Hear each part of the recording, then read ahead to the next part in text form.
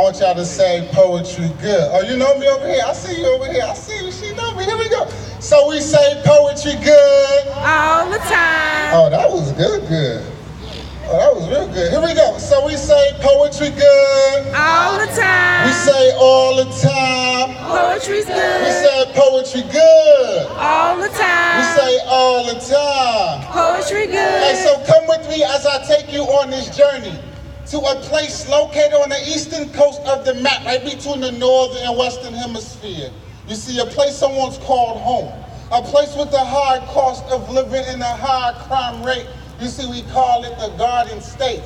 Growing up in the streets of New Jersey was oh so rough. You see, you had to know how to fight walking home from school. The streets was oh so tough. I never paid attention in class, and I always broke all the rules. I thought I was just that tough until I got myself in some big trouble. I thought I was a bully. I was scared for my life. My mother was like, look, way too much. I'm sending you to South Carolina to your uncle for the next few months. So look at me, I went to the South and did my time. You see, I was ready to get back to my crew so we can do what we do all over again like it's all brand new. But I heard the Lord tell my mother in my dream, nah, this isn't true. And my mother was like, see, I don't think you need to come back to New Jersey because the way you were acting, boy, I might just have to kill you. And I believe you staying in the South is best for me, but it's also best for you right there, who knew? A city boy would go country. You see, they say the country road doesn't lead you home, but it leads you to a bigger place. You see, the country road didn't lead me home. It led me to, I thought was the smallest town in South Carolina, but it led me to a bigger place. It took years before I realized, you know what, this is where I needed to be. You see, this was just a better place for me to achieve every young man's dream, which is just to put a smile on his mother's face. You see, I'm not here because I want to be here. I'm here by grace. But you see, let me tell you about my first Saturday morning in South Carolina. You see, my aunt was a bully. You see, she woke me up about 6:30 in the morning. She fixed me some grits. She said, boy, when you finish eating those grits, I need you to go outside and cut that grass. I looked at her and laughed. I said, she must not know about me because of where I'm from, we don't cut no grass, and it's also Saturday morning. But she was quick to tell me, boy, watch your mouth. And let me teach you your first lesson in the South. You see, nobody cares about where you're from. It's all about where you're at. And right now you're in Society Hill, South Carolina, and around these parts, we burn trash and we cut grass. And just for your slick mouth, you also gonna wash those dishes too, right there. Who knew I was sending up an innocent man's prayers and ungrantable wishes, but I realized that ever since my adolescence, everything I've been through in life has prepared me for today. You see, my life is of essence. And my transition to the South has put me in perfect position to do what I am called to do. They call it my mission to submit my soul to all those who give me about 30 seconds of their time to listen to me tell my life story and how I sometimes make it rhyme. You see, at times I was confined in the country mind, not understanding why country people always like to wave. And why my aunt and uncle always made me wave back, and why walking to the store required carrying a stick, and why everyone in the South seemed to go to church like it was some type of entertainment. You see, at times I was bored out my mind. I would read the books of Songs of Solomon, Proverbs, and Psalms just for my mental entertainment, not knowing those were poetry books in the Bible.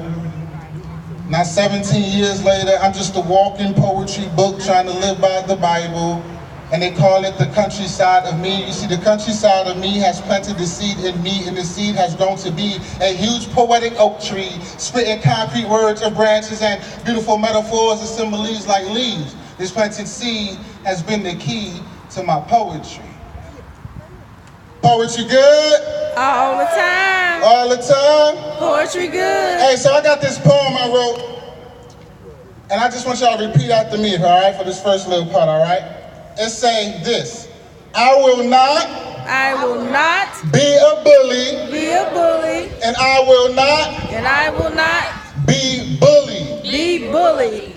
Y'all see what I did right there? Uh-huh. All right, with me again. I will not be a bully. I will not be bullied. Period. That's it. .com. Y'all know what? The period. All right? So that goes both ways. You just said you will not be a bully. All right? You just made an oath.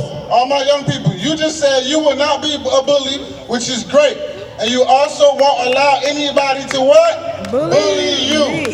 If you understand that, clap your hands up. Let me hear you clap it up, clap it up, clap it up. It goes both ways. And guess what? If you are watching somebody get bullied and you do nothing but just watch, you're a bully too. You're just a behind the scenes bully. But you instigate. Some of y'all instigate the bully. You know how you used to instigate bully? Go ahead, knock my mama out the chair. Go ahead. And now it's a fight. Some of y'all, I see it. I see it. They used to do that when I was younger. Y'all still do it. Cut it out. My young people, don't be bullied and don't allow anybody to bully you. Period. You need to seek authority, seek the principal, seek the mama. Write it down. Keep documentation. How many times you told the teacher? I told the teacher today at 1 o'clock. She didn't do nothing. All right? It's 3 o'clock now. He's still bullying me. You need to document whatever you need to do. Get a parent involved. Parents, we need to stay involved. And we need to understand if our child is being bullied at home, where is this behavior coming from if they're the ones who's doing the bullying? All right? It's bullying everywhere. Church, work, everywhere. All right, so repeat after me one more time. I will not be a bully. I will not be bullied. Period. Can we give Mr. E another round of applause? What does shirt say? Exactly what he just said. I will not be a bully. I will not be bullied. Help me welcome to the stage next Mr. Isaac Wilson from Florence, I believe, of the Isaac Wilson Project. Florence, right? Okay. Outside hand claps, remember?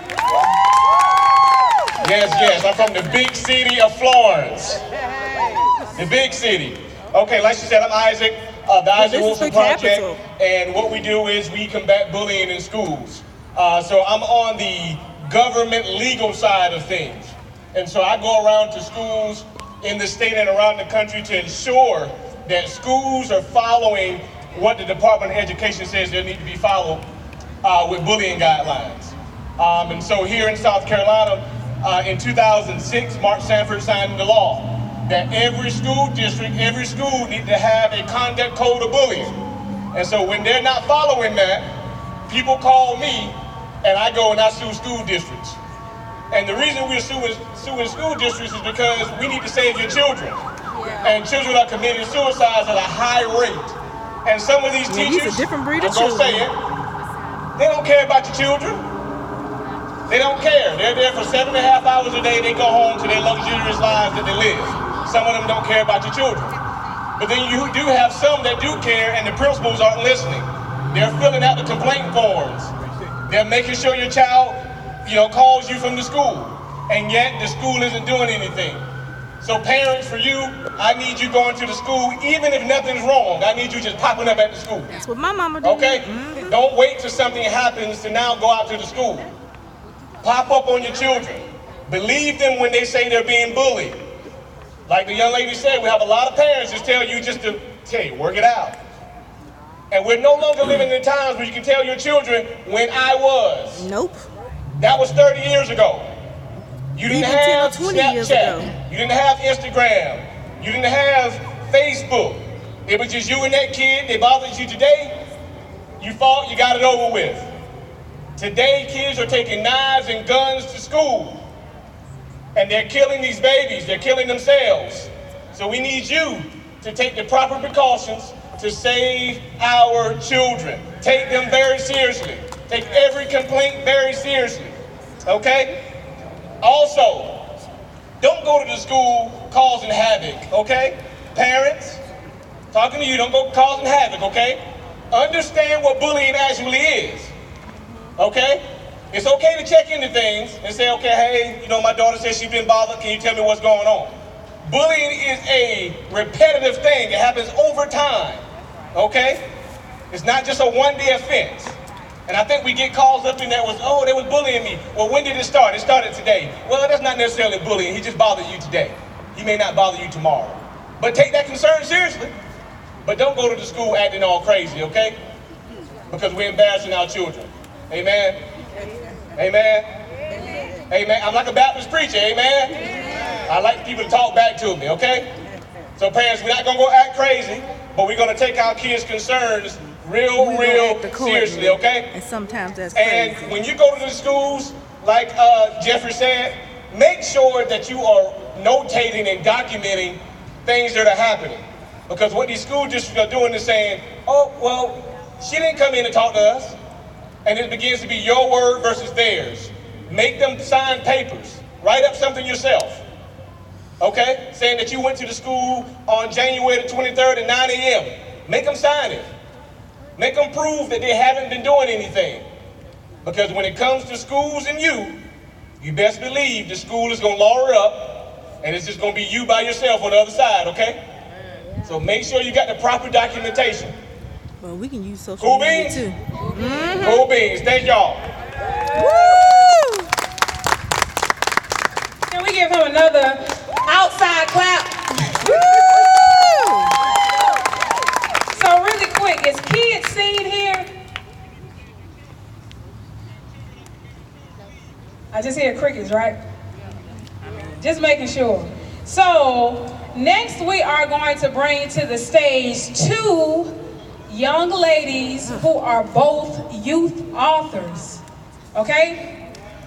Y'all excited about youth authors? Yes, we waiting on you. Anybody here like over 50 and still have a dream to write a book? It's all right.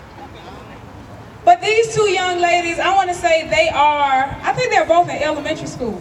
You're in elementary school still, right? I think they're both still in elementary school, and they are published authors. Can we give them a round of applause just for that? Woo! So coming to the stage next, I have Miss Kalia Simone and Miss Jade Divine.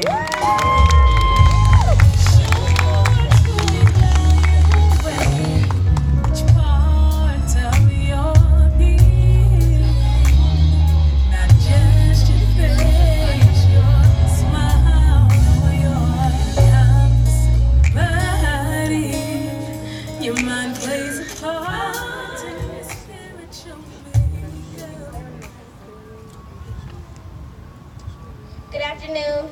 Hello. My name is Kalia Simone, and I'm an entrepreneur and published author. I'm 9 years old, and Get it. when I was in second grade, I went to my counselor and I decided if we could go to the first grade classes and talk to them about the Grinch. And I said that because the Grinch is just like a bully of how he stole the presents from all the Who's. And then in third grade, I wanted to do more, so I asked her if we could do this kindness booth. And basically what you do is someone goes inside and then someone sits in a chair. And whoever's inside has to say something kind to the person sitting in the chair. We also did kindness challenges, which the teacher had prizes and the student didn't know, but if they did one of the kindness challenges, then they'd get a prize. So my challenge for y'all is to say something kind to someone, like saying that they're beautiful or wish someone a wonderful day. Because even doing something small can make a big difference. Very true. I thank my family and friends and Tiffany for letting me come and speak. Woo! Good afternoon. My name is Jade Divine. I am a fourth grader at Logan Elementary. I recently wrote my first book entitled The Dolls Come to Life. In my book, a girl named Mila talks about dolls who are alive, but they hide it and only come alive at night.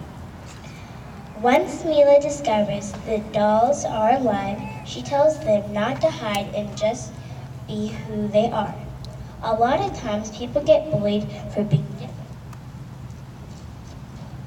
Bullies are mean, and when we see someone being bullied, we need to stand up for them and just like Mila in my book stood up for her dolls. We must like everyone for who they are. We are all different, and that makes us special. And when people stand up And when people stand up to bullies, we will make the world a better place for everyone. So please, don't bully.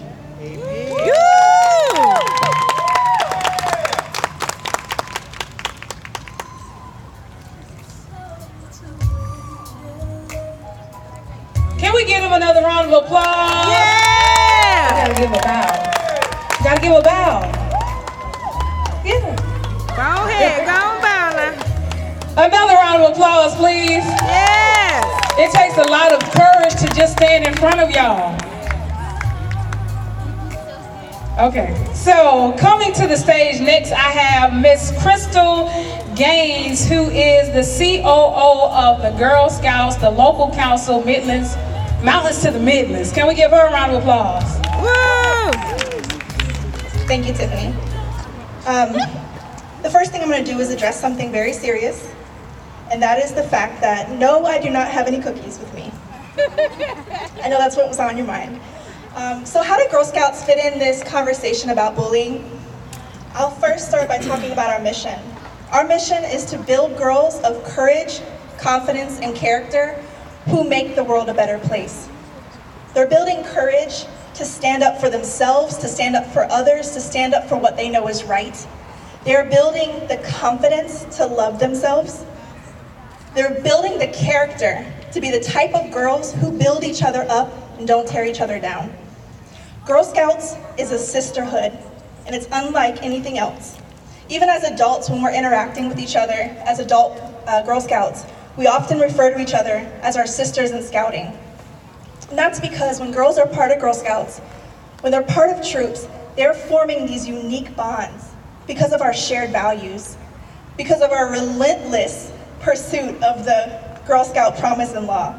And if you don't know what the Girl Scout law is, you should look it up. But together, girls are learning and laughing and taking risks together.